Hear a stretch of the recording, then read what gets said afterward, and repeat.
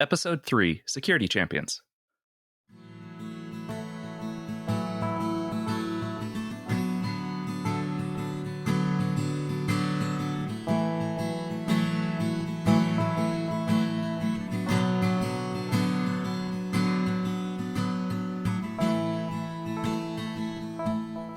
Welcome to the AppSec Masterclass, a podcast that helps you build an AppSec program that helps your developers build safer software one episode at a time.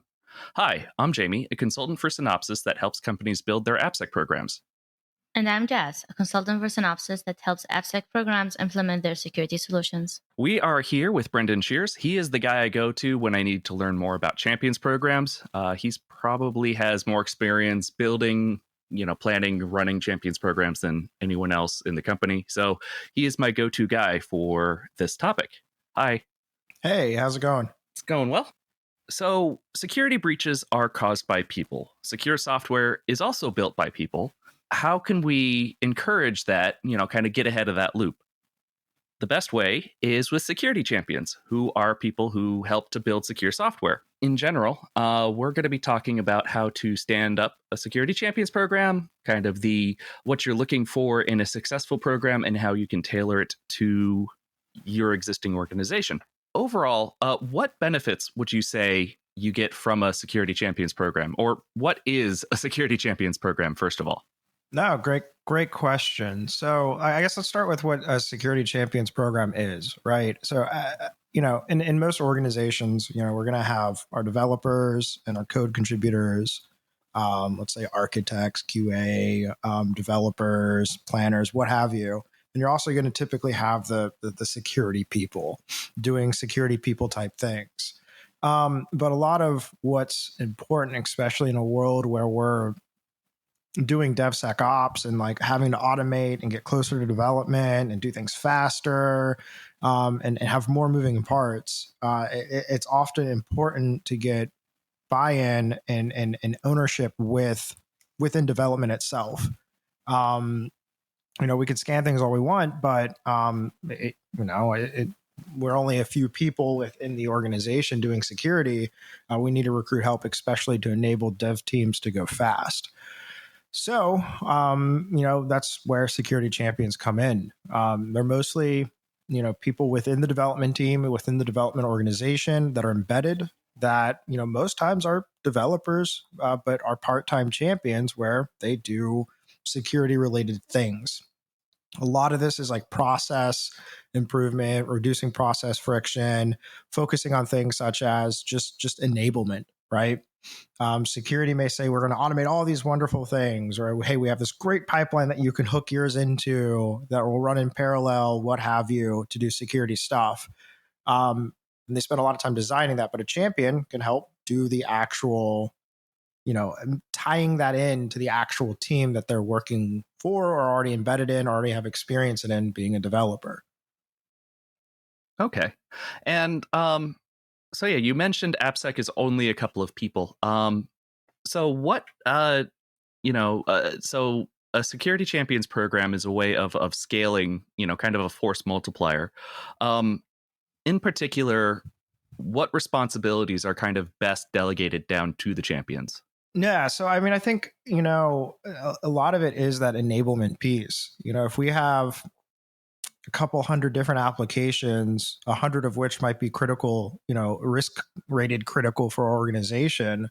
If we only have 10, even 20 people on the security team, we're not going to be able to be everywhere all at once. So I think a large part is just having champions recruited within the development teams that on a part-time basis actually help with implementing application security things, adherence to the process, and just really kind of helping make sure that the job gets done. And we have a planned support. That makes sense. Okay. So are there non-security benefits associated with standing up a security champions program? What do you mean by non-security benefits? Security is important to AppSec, but the security champions are being, pulled from the development pool. Are there any benefits of, kind of running a security champion program that enhances, the functionality or the dev cycle, helps speed things up rather than just, I guess, alleviating the security pain. I mean, yes, you're right. I mean, if you think about it, is like, let's say on average, every single time I go to, I try to release my code to production, what have you, we're always finding about an average of, and I'm kind of making numbers up, bear with me, if we find an average of 10 issues every single time that we need to put into our backlog, sometimes like slow down release, spend development time fixing those items, either in the current sprint before it goes live or a future one. And we have a security champion come in, proactively help identify training areas for other developers based off of common vulnerabilities found, help ensure that issues are being found as part of developers' daily work as they're writing code rather than at the end before we're trying to, go live, right?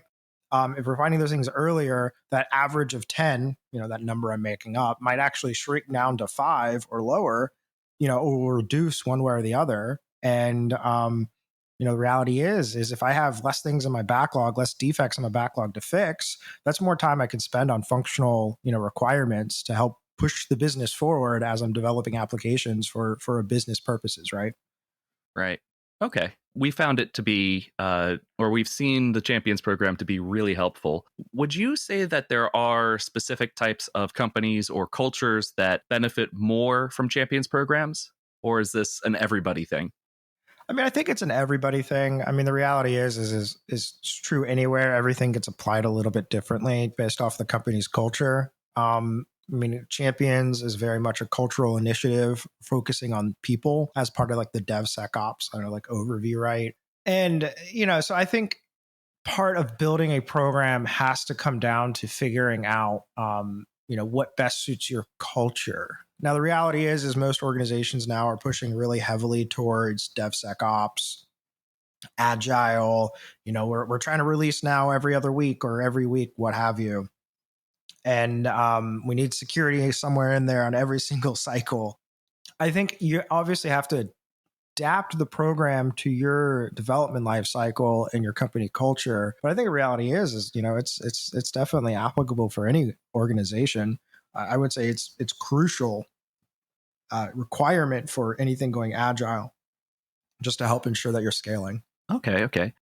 If the Security Champions program is supposed to be a cultural initiative and it's reflective of your culture, are there like general shapes of Security Champion programs that you've seen that are maybe distinct from each other? Kind of maybe a flat versus some sort of a tiered approach. What do you mean by shape? Like the organization structure of the champions.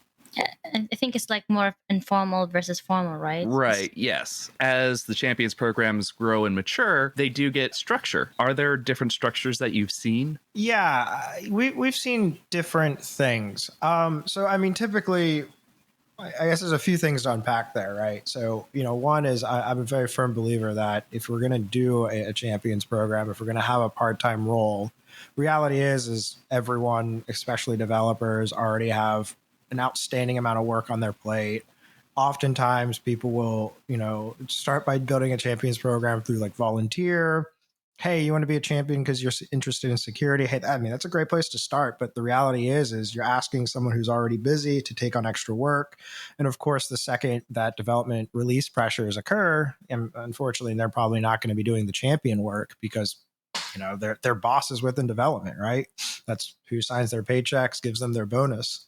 So I'm a huge believer in formalizing the program and really making sure that it's a funded, real thing that management and leadership support. Yes, we are going to have a champion for 25% of the time, on average, and that's what they're actually going to be doing 25% of the time. And we're going to plan accordingly for any development activities, stories, what have you, that we assign to them. They're going to get less because 25% of the time is security stuff.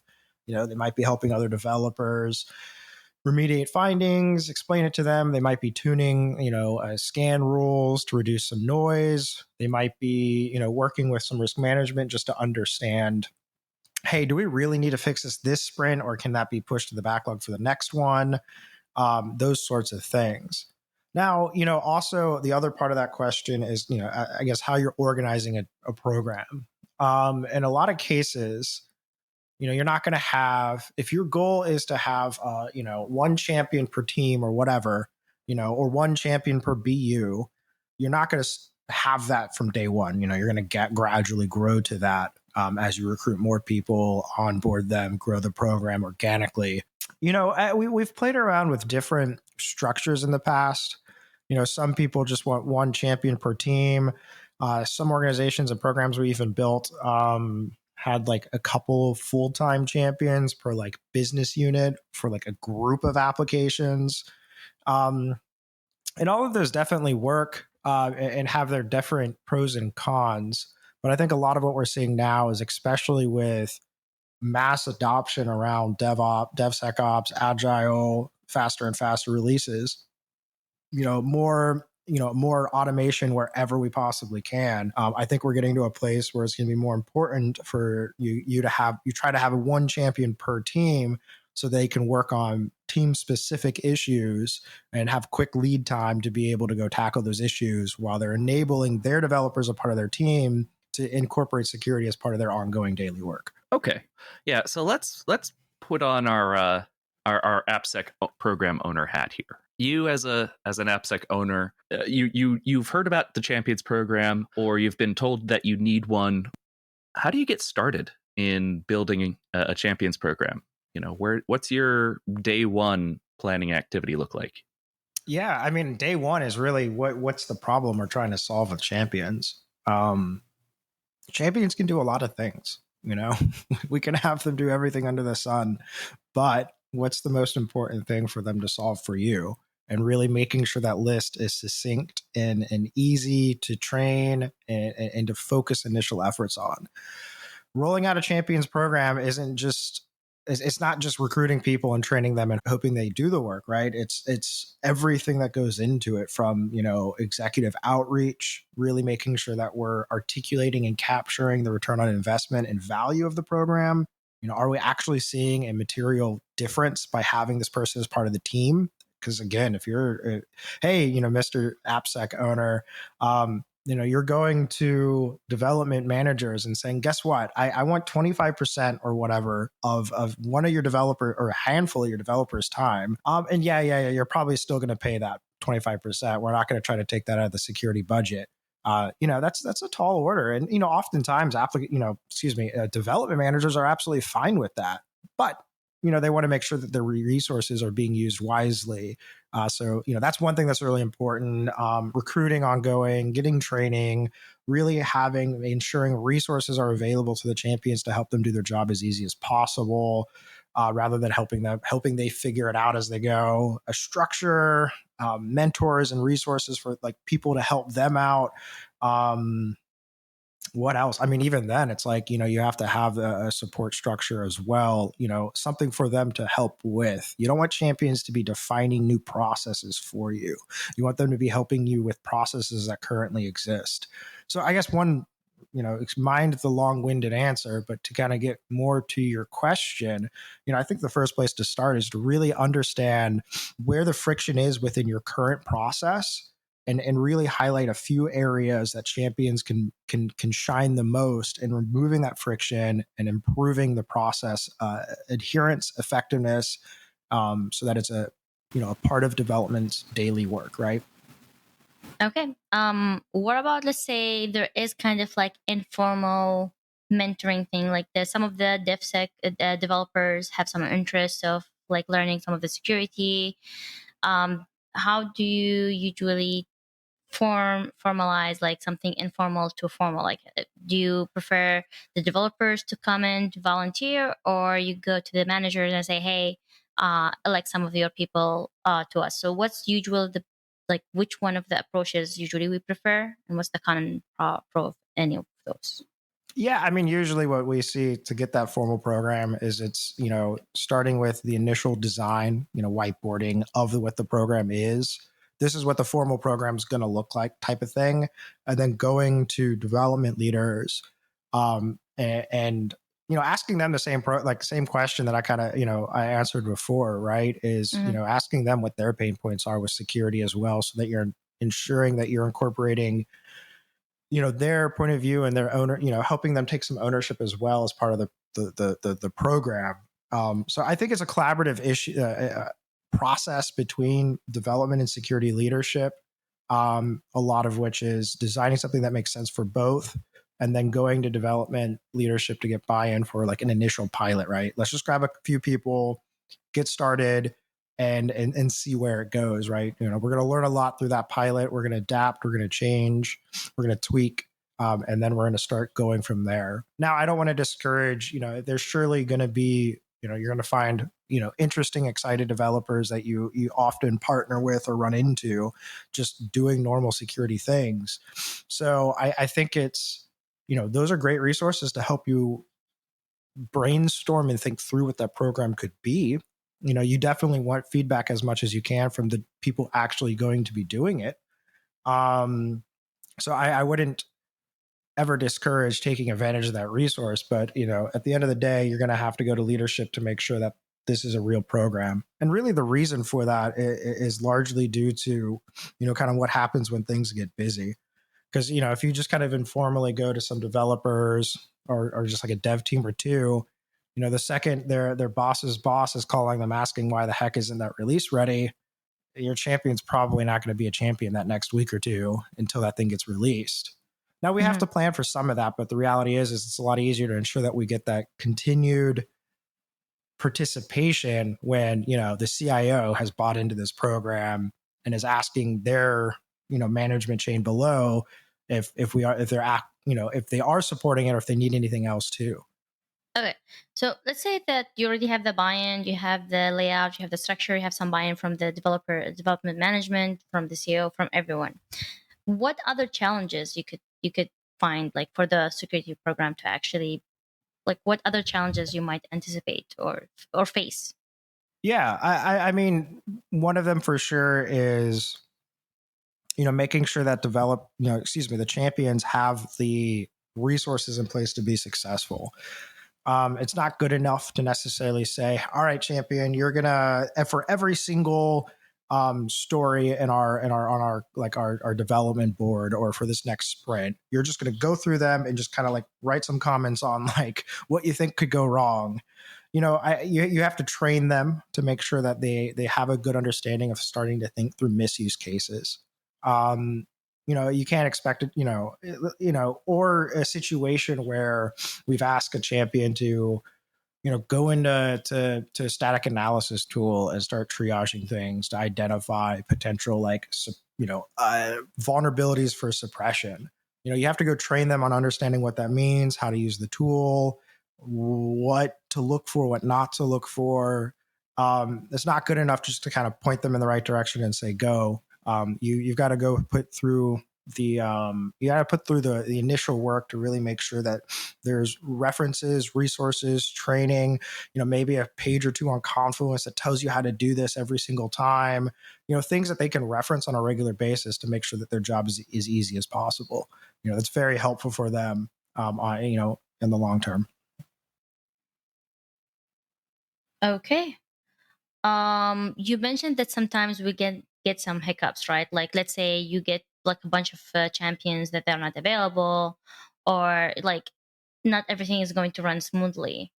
How do you overcome such of these challenges? Like let's say you have a bunch of champions that are not available, or let's say some of the resources is not available. You don't have enough, let's say, to tackle DAST activities. So what are the things as like an AppSec manager can do to make sure that this is not going to occur? Yeah, I mean, so I think the one, having someone be responsible for the ongoing management of the program is important. You want that person to regularly be checking with champions, making sure that they're supported, you're getting feedback from them for continuous improvement of the program. Part of that is that person's also regularly, speaking with the different stakeholders involved, champions, their managers, different coaches that are maybe helping mentor the champions, development leadership, to build relationships, set expectations of what the champions are doing on an ongoing basis, how it's benefiting them, and helping kind of articulate what needs there are for the program. Maybe we lost 2 champions because they got promoted and now they're a developer manager or something. So we need to go backfill them, right? Someone's got to be responsible for that. Or if we're noticing that there's time commitment issues regularly with certain champions, maybe we need to have a chat with like the manager to just say, hey, just so you know, this is a thing. Is there maybe somebody else that could do this? Or could we get more time for this person to do this? Like, let's work together and collaborate. So, it's that ongoing kind of relationship building of and communication, I think, is very important with like helping set those expectations. What if you have some people who think that security should not be a one person should not be the subject matter expert. Like they want that to be done to everyone. So when you tell them, hey, you have a program that you can have some extension to your security role, they kept saying no. They kind of like resist the idea just because they don't want one person to be more valuable than others. They want that to be shared by us. So how could you break that mentality and you say you still need to do some extension while spreading or changing the culture of security or the have you heard any of the clients resist the idea of security So champion I program? haven't really actually run into that or heard that before, to be honest. I mean, I think what I would do or what I would say to that person if I did hear that is I would kind of outline the goals we're trying to get at here, right? So like let's just say in a hypothetical situation, we've automated our static analysis and it's part of our development pipeline. Developers are expected to look at this every time code is integrated. We run a scan, we get results. Developers are supposed to look at them and triage. As a lot of times in that situation, what we're seeing is developers just don't have the time to fix it due to like signal to noise ratio or some issues with that. So I think having a dedicated person who has the time to really address that, I think is very important. If it's going to be everyone's job to get there, I just don't really see it working. Often what I see is, the development team won't use the tool because it's too noisy, because they're all busy doing development activities. They'll loop in security, which will sometimes help, but at the same time are very busy and stretched thin themselves. So, I mean, I think get back to your question. I think that what I would recommend is, maybe let's just start with one person. We can do a rotation every year or something, so we can get other people experience as well. Getting more people trained isn't a bad thing, right? We can look to the champion to help kind of drive training within the team anyways, to identify topics that they're interested in or just helping do certain things. So, I think you can get clever with that, but I do think it ultimately has to be someone's responsibility embedded, unless your scrum masters are doing just that phenomenal of a job of ensuring that security backlog, security is actively part of the backlog in each and every sprint. So to go back, you said that you hadn't seen that particular form of resistance.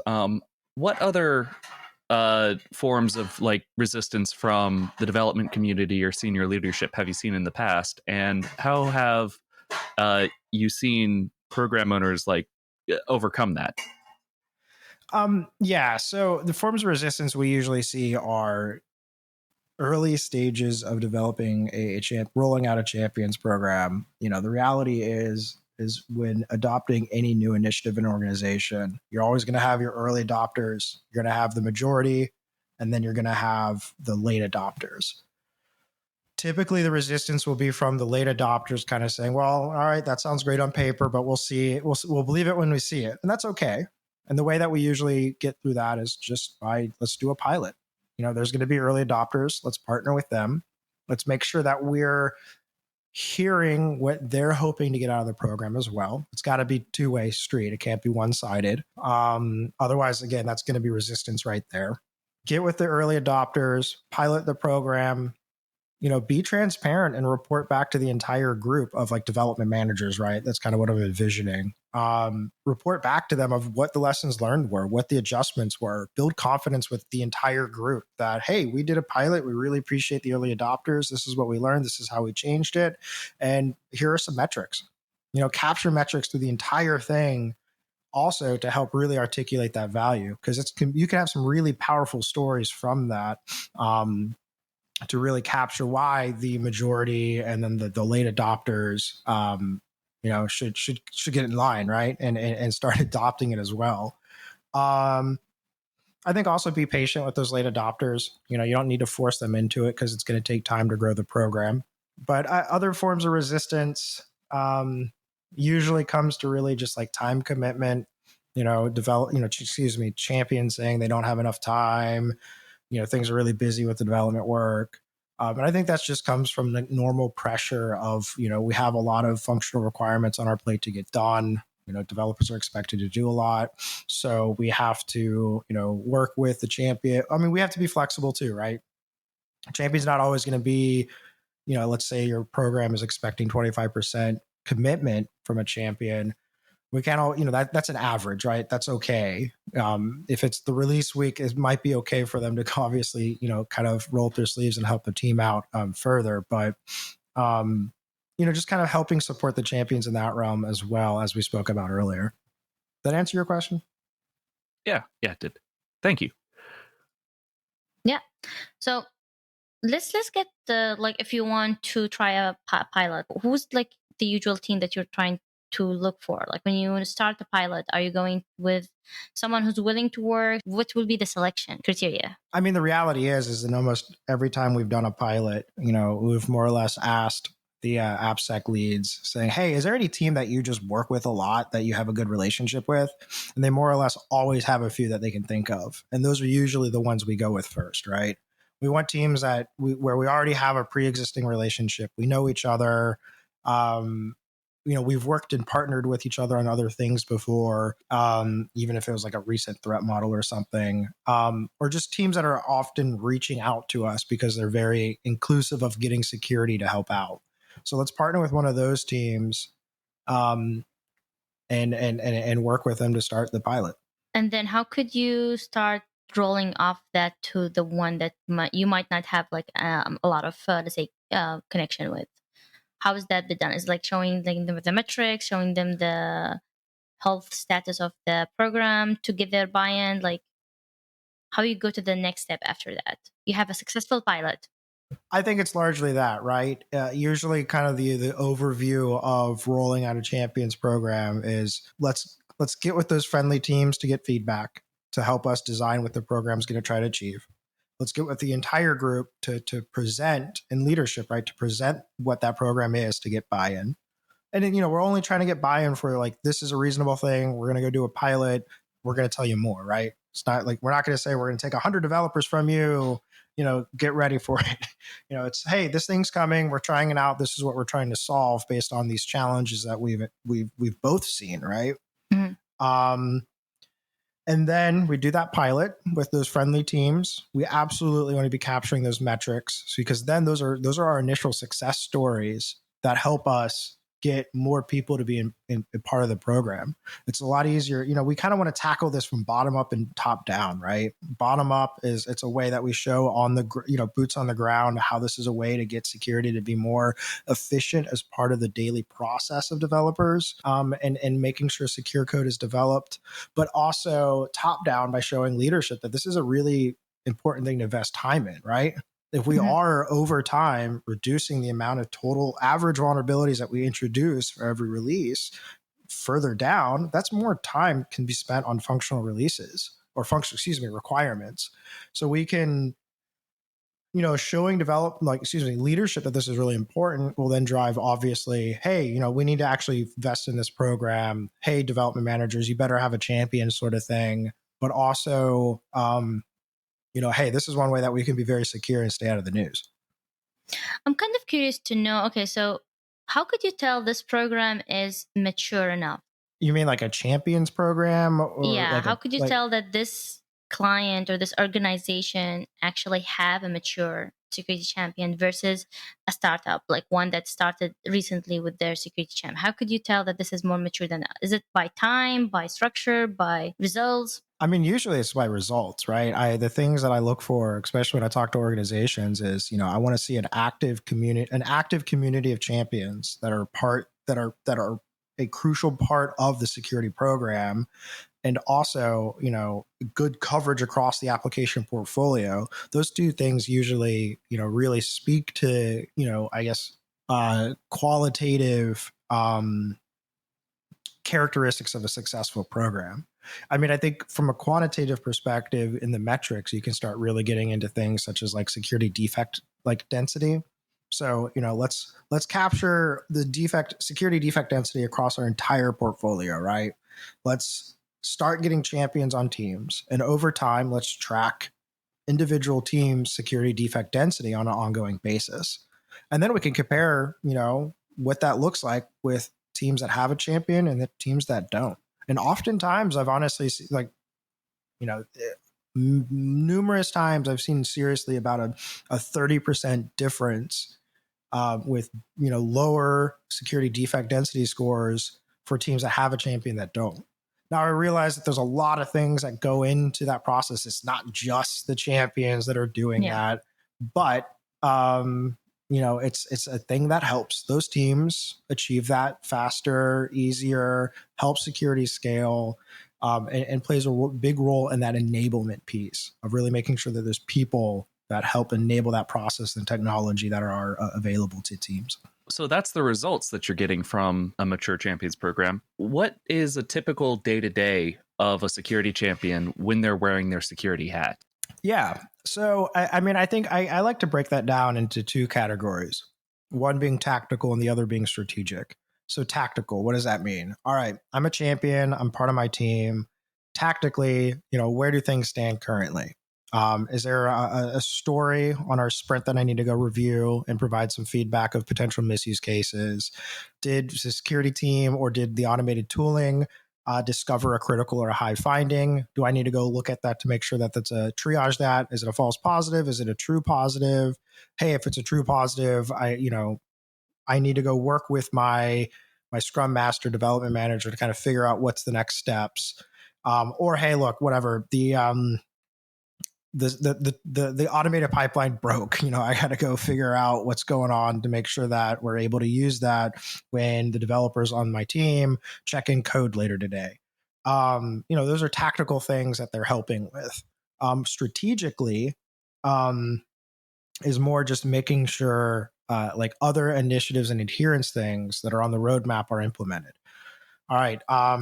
Is there specific, going through the defects that we discovered for our team in the last quarter and identifying some training opportunities specifically for my team, like some brown bags, right? Or turning into some like policy as code type, checks in the pipeline to help us, go a little bit faster, and rely less on people as part of the process to validate those types of things. Or, hey, there's this new, composition analysis like tool that I want to try out in our pipeline. Let me go spend some time to see if I can improve or tweak. Or, there's a way for me to get more involved with the champions program, those sorts of things. Does that help answer? Yeah. And so for the flip side, so those are all responsibilities that the champions, that they should be doing. What should the AppSec program owner or the security champions program owner be doing, maybe on a week-to-week or month-to-month basis, to make sure that all that is still, kind of running smoothly? I mean, I think a lot of it is just making sure that you're interfacing with your champions. Reality is you're probably you're gonna want more senior champions or even people a part of the AppSec team to be mentors or coaches to champions.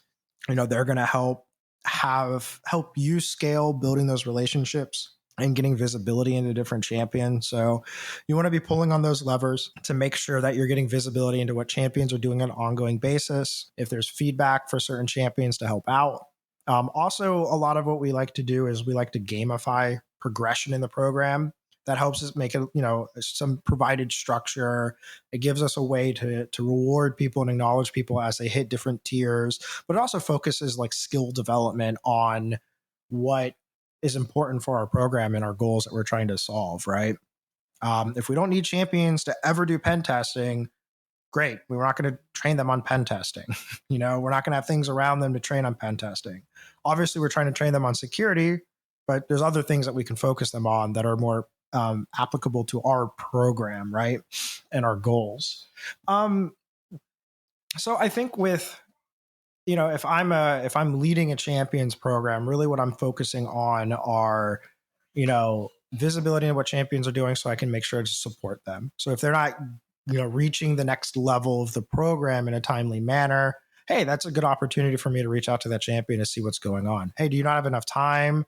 Hey, do we need to give you a little bit of extra training or support to really help you kind of get across the hump? What can we do to help support you in that journey of you taking on and learning application security? So, kind of monitoring progression through that program, getting visibility into champions to get feedback on how they're going, really looking at those metrics to make sure that everything kind of looks in line. Let's say if we have a huge spike in open defects for a certain team and that didn't really get resolved as quickly as we normally do, hey, that's an opportunity for me to reach out to a champion as well, just to see how we can support. And then also just continuously trying to capture any feedback on the resources we're fighting champions or training for ways to potentially improve or clarify or to provide more. Yeah, you covered my next question of kind of what feedback should you look for. Assuming that someone in the audience, they already have a champions program, it's maybe not living up to those metrics indicators that you've pointed out. It doesn't look or feel effective. What should people look at to identify ways of maybe transforming their champions program? If they have kind of an informal volunteer program, how can they mature it? Yeah, I mean, I think the first thing you got to do is you've got to sit down with those champions and just ask them questions. Ask them what they think's going on and how we can help better improve the process. It's very important, in my opinion, to really this is a collaborative effort based off of relationships. So I would go to the champions first and have a focus group or something, right? It doesn't have to be that formal. Just to don't make assumptions of why. Go to the source, learn from them what they're running into, and then you can work with them to address those concerns.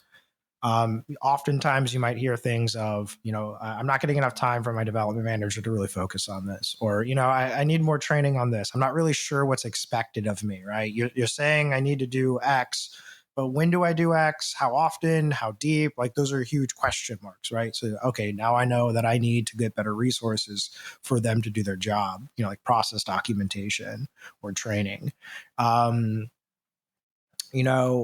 Or it might be a situation where the champion's like, look, I do spend 25% of the time that's expected of me, but there's no way I can do it all. So in which case you got to scale back some of the, you've got to adjust the program to be more reasonable for the champions to do what's expected of them. So I think the first place is really go to the champions, the development managers, have a conversation, understand what, their point of view on it, and then adapt from there. As part of a more formal or more structured program, there's the concept of champion levels. Can you go into that a little bit? Yeah. So as I mentioned earlier, we like to gamify champions progression and reward. So we'll often do things like, it might be like a belt level, white belt, green belt, brown belt, black belt, or like a medal, like bronze, silver, gold. And what we'll do is we'll put milestones in there for how they can achieve that on their own, right? And the benefits of doing that, right? And the first level might just be as simple as just complete all the training and make sure that static analysis tool is working and automated for the application that you're responsible for. Just do that, triage it, tell us that you did it, right?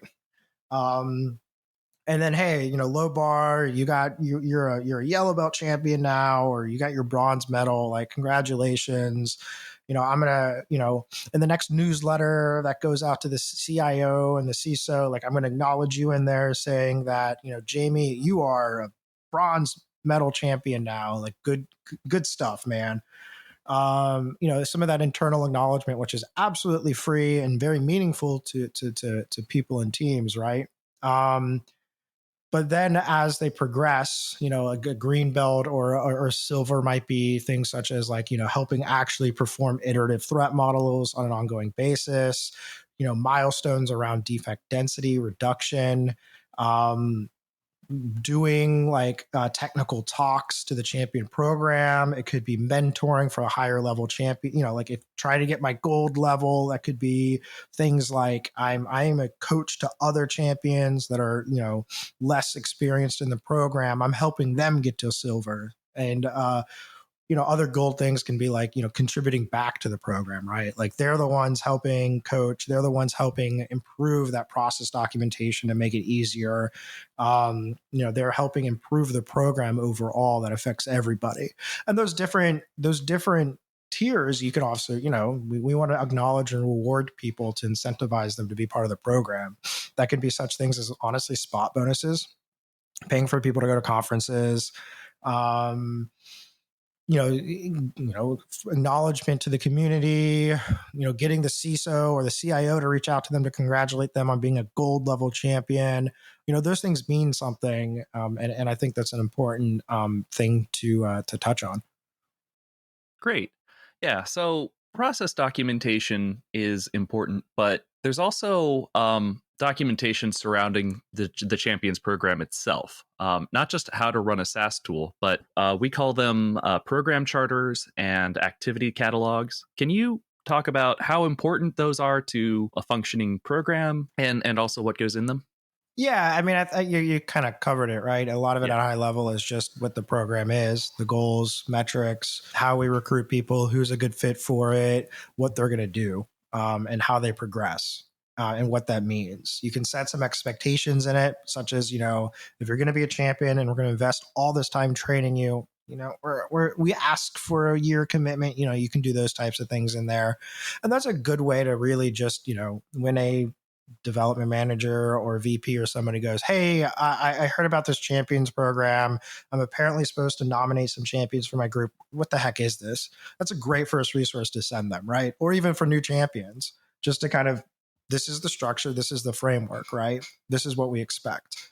Activity catalogs document what we expect champions to do at a more granular level, such as iterative threat modeling, such as making sure security tooling is automated on an ongoing basis, those sort of things. Do you look at other metrics for the program, like with the defect ratio, to say, okay, it actually helps even though it's not directly by the security champion? So what kind of other metrics you could use to promote security champion program?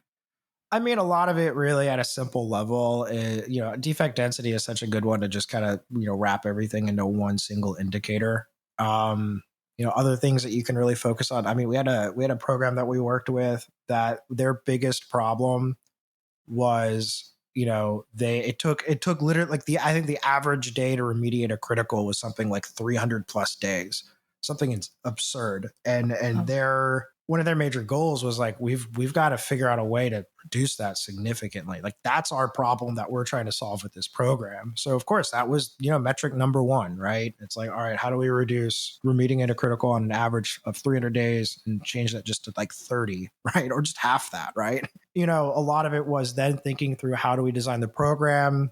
How do we train developers to focus on that type of goal? So anyways, like average days to remediate a defect is a good one. Number of like open vulnerabilities is another good one I think you can focus on. So just some stuff that's just like based off like just risk management around the application that a champion is supporting. You can create other metrics like around adoption, such as like, all right, we have all, static analysis, composition analysis, interactive application, security testing, all those great things automated now, right? And like you can kind of tick the box after those are completed. So I think those things are usually what we see people go after, but by all means, go get creative. Yeah, excellent. Are there any points that you would like to bring up? Any questions that you wished we'd had asked about the Champions program? I mean, I think the only thing I'd really touch on is, I think a lot of what any organization is going to benefit on right now with as much focus there is on going agile, right? Whatever that means. I think that it's really important. There's a huge opportunity to really have champions make security a part of developers' daily work. And what I mean by that is, actually tweak this automated scanning, security scanning, or different things where, developers on a daily basis are debugging their code. They're running into issues when they're trying to build and compile it to test it. And as part of their daily work, they go through those defects, they fix them, and they push forward. And the reality is the same should be the case for security as well, but isn't because of really large signal to noise ratios where security tooling is just not usable enough. It's not, like tools aren't tweaked, configured, improved enough where it can be a part of that daily work. That just like, fixing a coding defect, right? Like I put an equal sign instead of a greater than sign or something silly like that. So I think champions are that opportunity to really start getting closer and closer to having automated security tooling be leverageable by any developer, not just the champion, as part of their daily work to help ensure that as security defects might pop up here and there throughout the day, the developers easily can identify it. They're not dealing with false positives, which are, wasted time, and are able to fix issues to ensure that these applications are secure on an ongoing basis, which is really the most important thing, right? Yeah, that's a huge benefit. So thank you for coming. That's all we're going to say about that. Where can we find you if we want to reach out and contact you? My email is probably the best place to get me. I unfortunately don't do too much social media or Twitter or anything like that. So email or LinkedIn is a good one. Cool. Yeah, thanks for having me. This was a fun conversation. Yep, thanks for coming.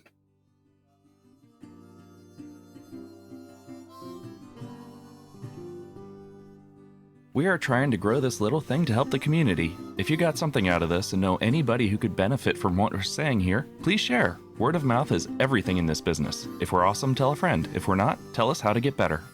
Please reach out to us via Twitter at AppSecMC or subscribe to our podcast in your podcatcher of choice. Our website is www.appsecpod.com. The music is by Lobo Loco. We're talking about security topics that might be helpful to you, but this is really just a chat. Please don't take this as gospel. Be safe and secure, everyone.